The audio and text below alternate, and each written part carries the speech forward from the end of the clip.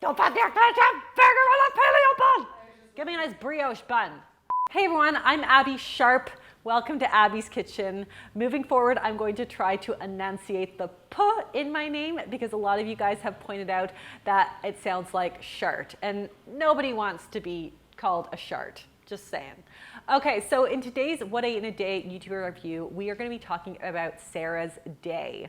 So I was watching a bunch of her videos in preparation for this video, and let me tell you, I kind of am obsessed with Sarah. I think she's a sweetheart. Her videos are hilarious, and she's got great energy. I just feel like I have more energy when I watch her.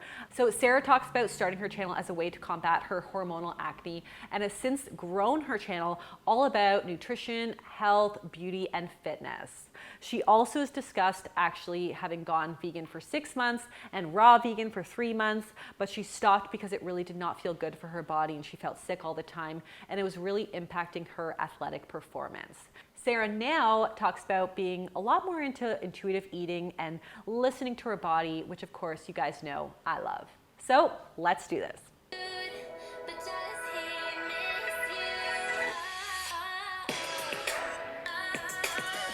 We need these kind of songs.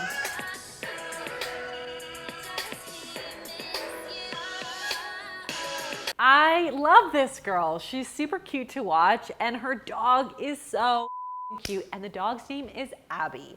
So we are totally off to a really good start here. But let's kick things off because it's 7 a.m. and we gotta drink our lemon water.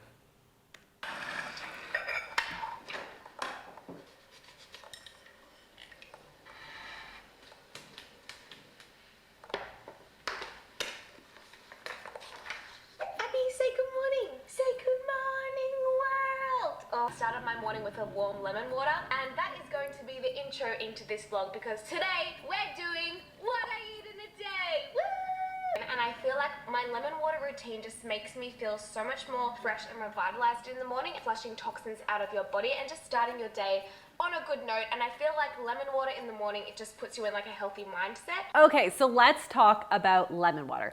First of all, water of any kind is awesome. It's amazing, very hydrating. But as for the claims that it helps to like flush out toxins, kind of bullshit. Kind of true, but kind of bullshit. It's not the lemon in the water that's doing it. If you have a working liver and kidneys and you can go to the bathroom, you're cleansing, folks. You're gonna flush those toxins right out. So if you want a refresher on how to cleanse and detox the natural way, you can check that out right here. What I do agree with is Sarah's statement that it helps to kind of like set you up with a healthy mindset for the day. I kind of agree. I find that like when I have a really good healthy, balanced breakfast that I like feel satisfied on, I like continue that trend for the rest of the day versus when I'm like in a really rushed state and I forget to eat breakfast and then I get so ravenous by lunchtime, I find it's really hard for me to eat intuitively and listen to my body. So I agree, if that's kind of what's gonna kick you off on a good note, then by all means, like, do it. Water is great. You want to hydrate all day long. Pre-workout. I'm filling up this 2.2 litre water bottle, and I try to get through at least one of these a day. I used to drink 4 litres of water a day. I know, crazy, but I'm just not that good anymore. Today I did a morning gym session and I just wanted a little something in my stomach before I started training. Usually it's a banana or a protein ball, but today I was just vibing an organic red apple, so that's what I went with. So first of all, just want to say, you're not good or bad for not drinking 4 liters of water, just so everyone's clear on that, lady. But second of all, love the apple vibing. Everyone loves a good apple, easy, accessible, grab and go, awesome source of carbohydrates and antioxidants and fiber. So I love that. I also love that she's just kind of like listening to her body, and what her body says is, I don't want no smoothie bowl, I just want an apple. So love it.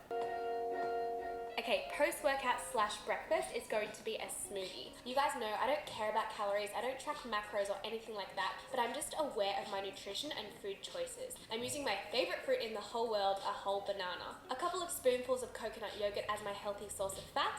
This one's actually lemon flavored because it's the only thing I had in the fridge, and surprisingly it was like really delicious in this combo. Now onto my supplements. For my source of protein, I'm using Tropika lean protein in chocolate, and then my added superfoods are maca powder and camu powder. I started using maca powder a few years ago and I feel like it's really good at keeping my skin clear, and then camu powder I use for the added immune boosting properties and vitamin C. Okay, I never usually do this, but I decided to add some cacao nibs into the mix just for some depth and texture, and it was actually so good, so I'm going to keep adding this to my smoothie combos. Love it. Finally, a smoothie that is of like reasonable size and doesn't fill an entire family-sized blender. So well done, Sarah. But also there's a lot to love here. You know, it's got fiber, it's got protein, energizing carbohydrates, omega-3s and healthy fats. Yummy. I also love as a post-workout snack that of course it's great for feeding those hungry muscles and replenishing the glycogen stores that might have gotten used up. As for the supplements, there's very little good research to suggest that maca powder can improve our skin. Like we're talking like a small rat study.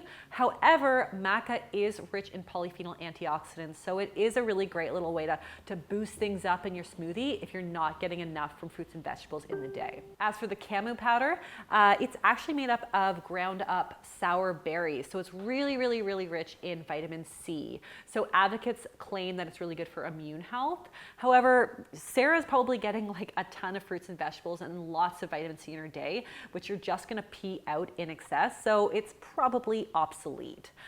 Is it gonna hurt? No, it's just kind of an expensive supplement that probably isn't necessary for most people with balanced diets.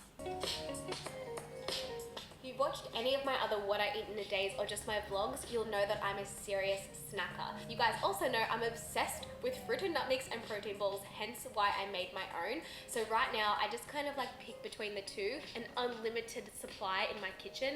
So I'm trying to stick to one a day. So today I had that just to tie me over from my smoothie until lunchtime. So you guys know I love little kind of protein balls or power balls or what do you want to call them. I've got a lot of great recipes for them on my blog, so we'll leave some links below if you want to check out some of mine. But I took a look at the ingredients in Sarah's protein balls and they look great. It's very simple. Things like cashew butter, coconut, dates, coconut oil, coconut sugar, maca, cacao, salt, water. Very simple ingredient list, basically how I would make them at home. So that's great. I would love to try these.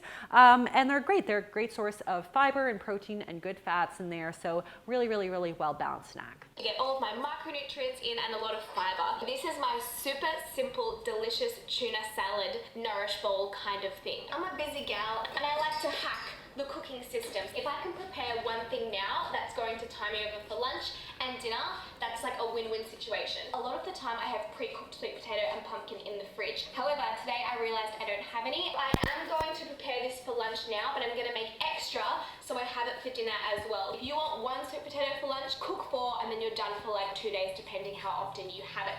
That's usually our source of carbohydrate. Potatoes, pumpkin, chickpeas, buckwheat, we love all that kind of stuff. So I'm just gonna cook everything we have and then we'll get through that within like 3 days. So first of all, I got a little freaked out there because she was holding the knife like in the most awkward, weird way possible, and it just made me a little anxious. But I love that she's giving some fun little batch cooking hacks and tips. I find that I'm doing so much more batch cooking these days now that I'm a mom, and it really does help people get healthy food on the table fast. I'm adding a bunch of baby spinach, and then comes my delicious vegan cheesy salad dressing. Apple cider vinegar, some hulled tahini. I think I did like a whole tablespoon, a dash of flaxseed oil, a crack of pink salt, a squeeze of lemon, and then massage it all together. So not only is this going to combine all the ingredients, but it actually aids digestion. Like I said, just adding whatever vegetables I had in the fridge. Today it was some snow peas and tomato, and then obviously my added pumpkin and sweet potato. Now onto my source of protein. You guys know I'm a coffee snob. So let's talk about the dressing. I think it looks super tasty. We've got like lots of healthy fats from the tahini, omega-3s from the flax oil, so that's great.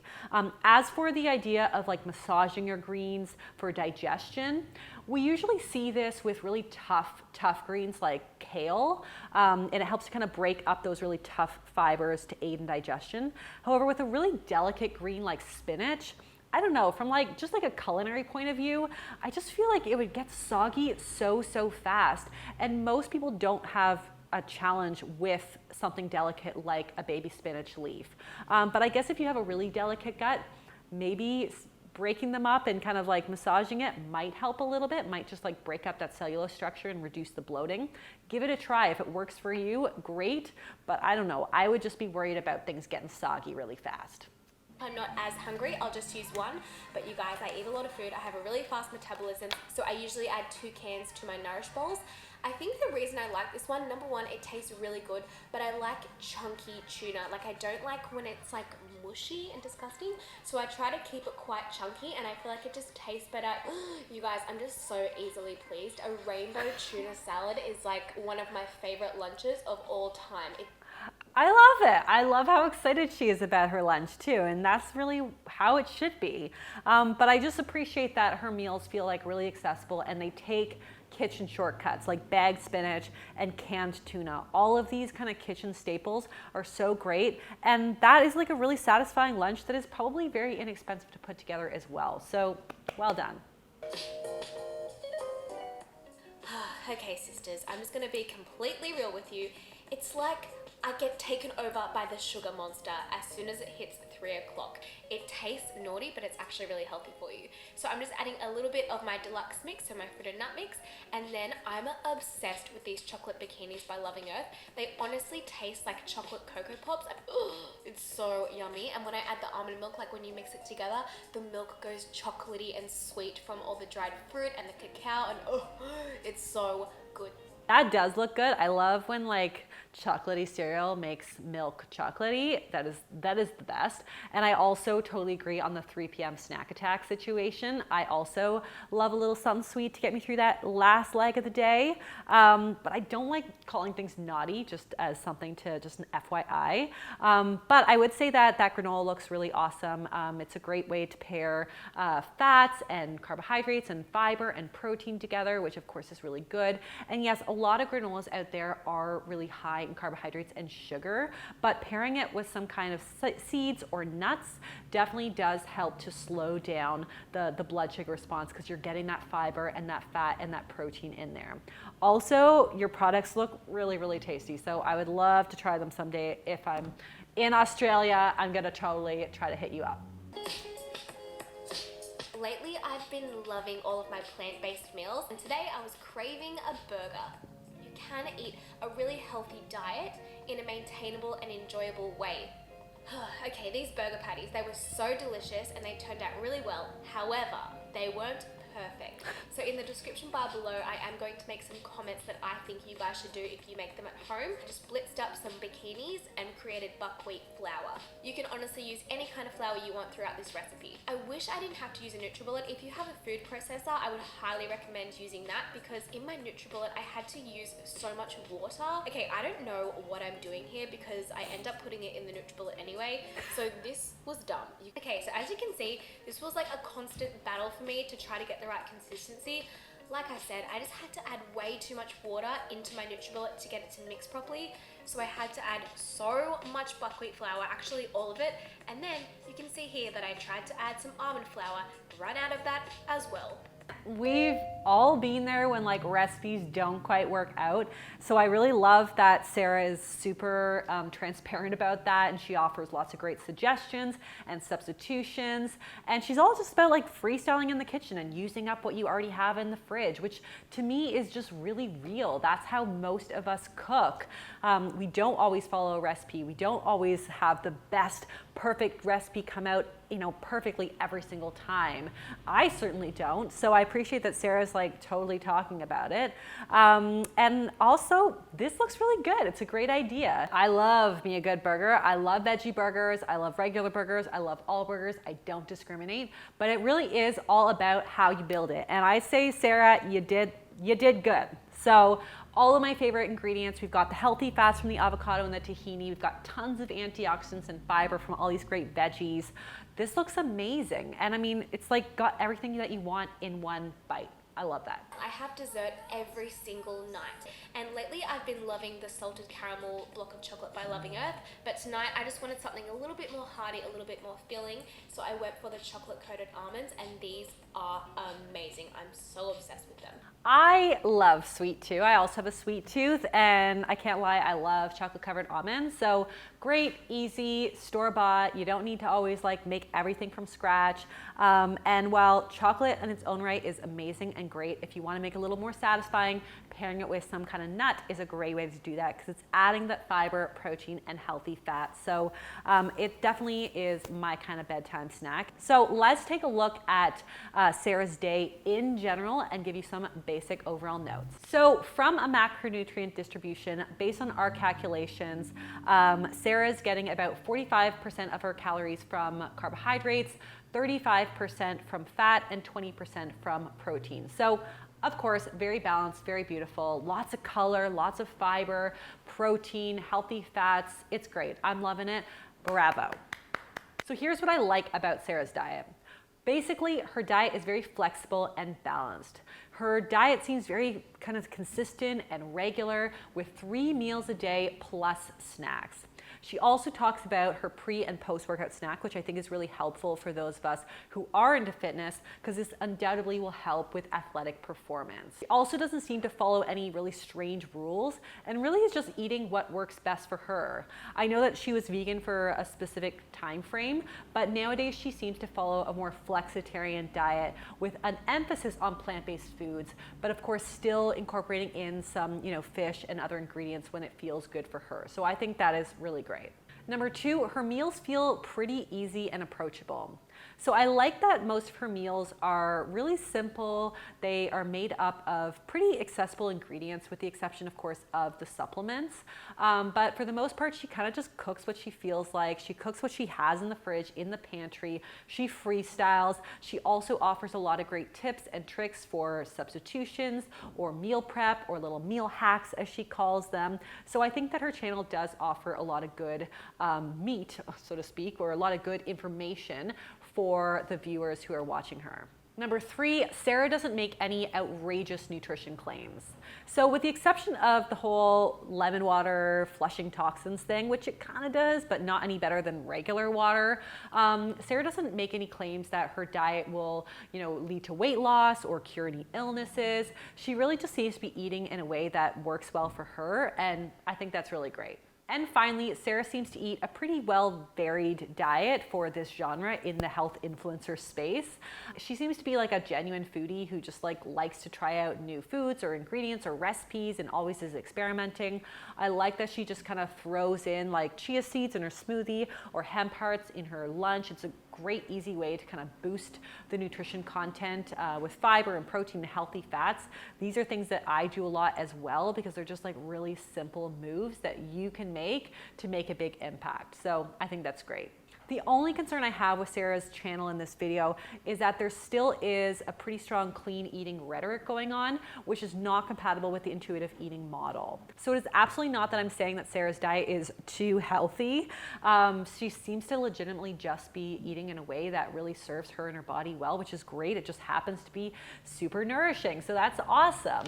However, it really comes down to the language used here, and I did hear a lot of kind of good, bad when she was talking about not drinking enough water, or naughty when she was talking about her dessert. And I just think that that is all language that comes from diet culture. And diet culture can be so heavily ingrained in us, starting as young as just, preschool, when we're little girls. So it's very hard to unlearn some of this behavior and language, but I do think it is a really important thing to pursue, because it is the first step in terms of embracing intuitive eating. So guys, I hope you enjoyed this video. If you did, be sure to give it the thumbs up. Leave me a comment below some other YouTubers that you want me to review. Subscribe to the channel, and do not forget to watch the entire playlist with some more great What I Eat in a Day material. And I'll see you next time on Abby's Kitchen. Bye!